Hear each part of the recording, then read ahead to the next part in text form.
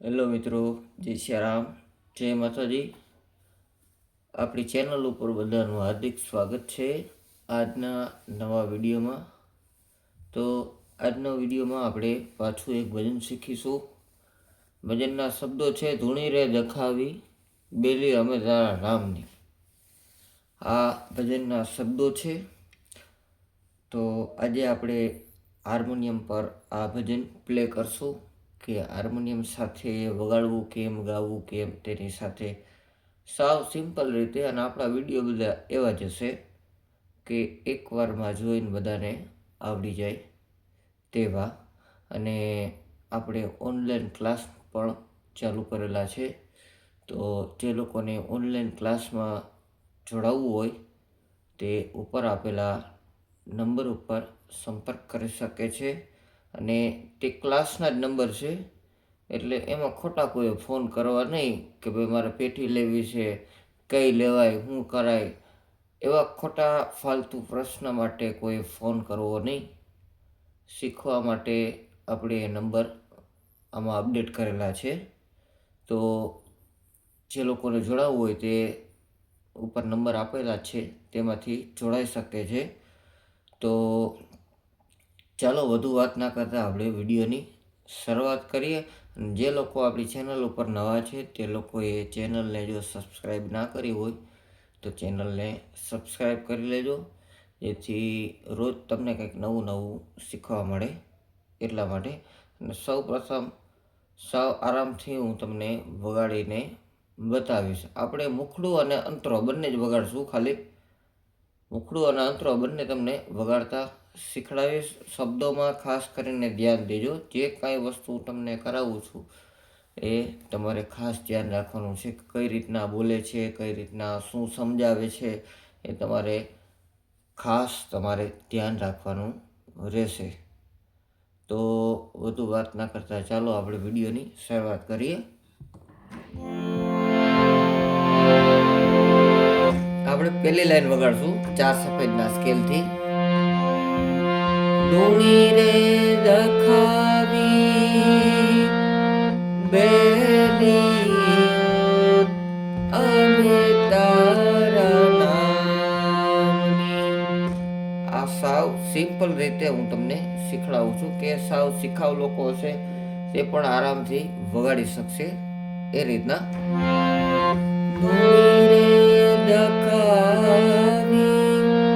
દખાવી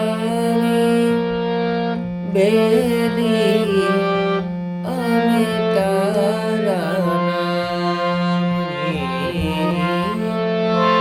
ધૂણી રે દખાવી બેલી અમે તારા નામની. આ પહેલી લાઈન થઈ. હવે આને આ લાઈન આપણે સામેના સાથી બોલવી હોય તો કઈ રીતના બોલાય?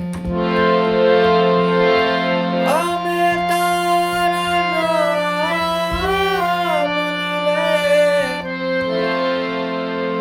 આ થોડુંક તમને અટપટું લાગશે, પણ વ્યવસ્થિત નિરાતે જોશો એટલે તમને વગાડતા આવડી જશે. હું કઈ રીતના કઈ ચાપ દબાવું છું તે ધ્યાનથી જોજો.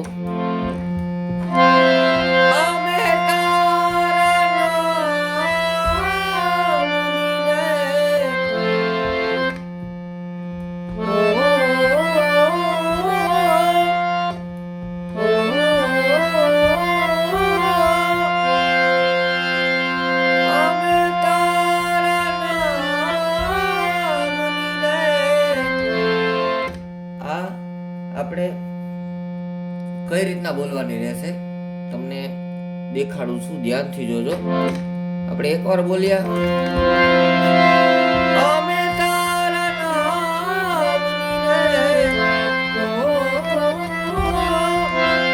હવે વેરિએશન આવી ગયું. ત્યારબાદ બીજી વાર બોલવું હોય તો બીજી વાર કેમ બોલવાનું? અમે તારા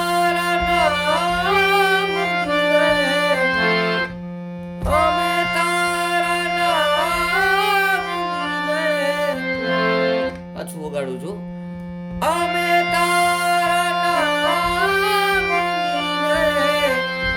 આ લખના રે નામની.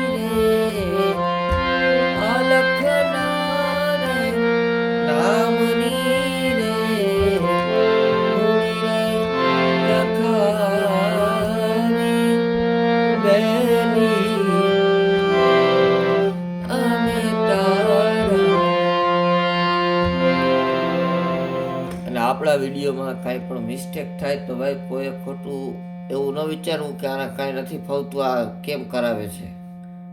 કારણ કે કોકને શીખડાવવું અને વગાડવું બંને વસ્તુ અલગ છે. કોકને આપણે શીખડાવતા હોય તો પછી આપણે એ પ્રમાણે વગાડવું પડતું હોય છે. એટલા માટે તો આ રીતના આપણે મુખડું વગાડતા શીખી ગયા. હવે આનો આપણે અંતરો વગાડશું. અંતરો કઈ રીતના વાગશે?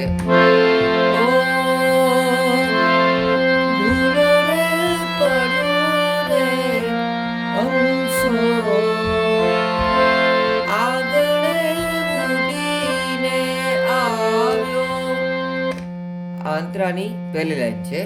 પાછી વગાડું છું, ધ્યાનથી જોજો.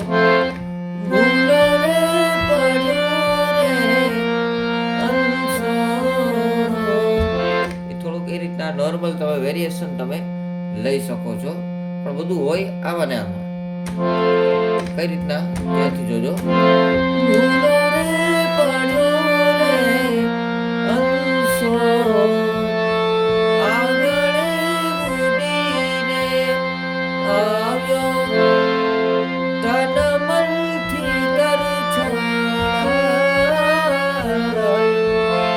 આપણે વેરિએશન લીધું છે ચારુકેસી રાગમાં.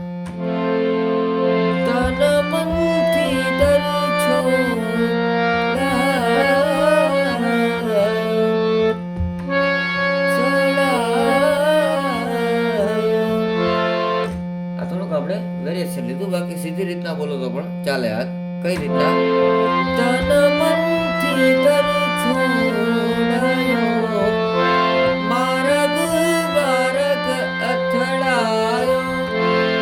પછી આ અંતરાની ત્રીજી લાઈન છે એ આપણે પહેલી લાઈન જે વગાડી મુખડાની એ જ પ્રમાણ આવશે. ધૂણી રે દખાવી આપણે સામેના સાથી કઈ રીતના બોલ્યા એ જ રીતના વગાડવાની રહેશે. કઈ રીતના?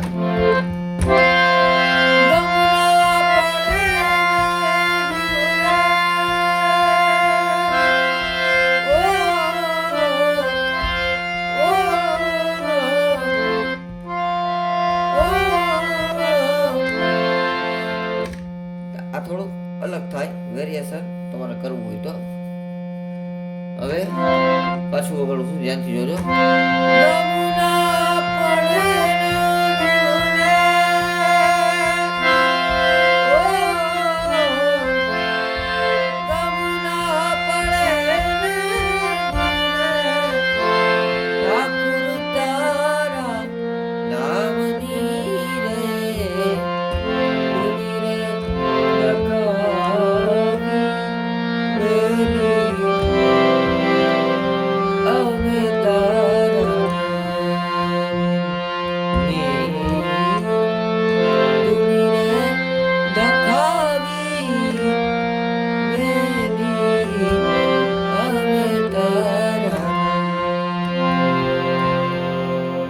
તો આ રીતના આપણે મુખડું અને અંતરો બંને વગાડતા શીખી ગયા.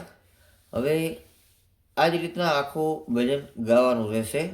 અને એમાં એવું છે એકચ્યુઅલી કે આપણે ઉઠીને બોલીએ ને એટલે થોડોક અવાજમાં તમને તકલીફ પડે, કારણ કે ઉઠીને તમે સીધું ગાઈ ના શકો. અને ખરેખર રિયાઝ તમારે કરવો હોય તો સવારમાં ઉઠીને તમે કરો તો જ સારું. તેનાથી અવાજમાં ઘણો ફેર પડે છે.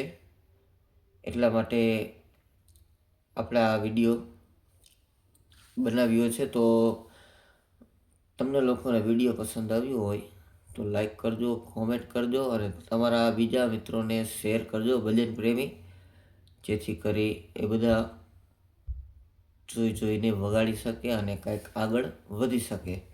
તો નવા વિડીયો સુધી બધાને સીતારામ, જય માતાજી.